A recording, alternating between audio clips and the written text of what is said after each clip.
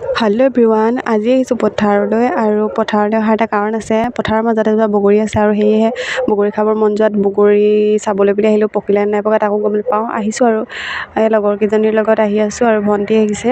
তাৰপিছত এয়া আহি মেলি পথাৰৰ মাজতে এগৰাকীয়ে পূৰা ৰিলচ বনাই লৈছে আৰু তাৰপিছত আকৌ গ'লোঁ সেয়া বগৰী গছজোপা ওচৰত পাই গ'লোঁহি। আহি পাই দেখিলোঁ বগৰীবোৰ এটা দুটাহে পকিছে, ভালকৈ পকা নাই আৰু সেইকেইটাকে যেনে তেনে মানে আৰু পাৰি মেলি দুটা এটা হ'লেও খালোঁ, খাই বহুত ভাল লাগিলে আৰু পকিব আৰু এসপ্তাহমানৰ পাছত।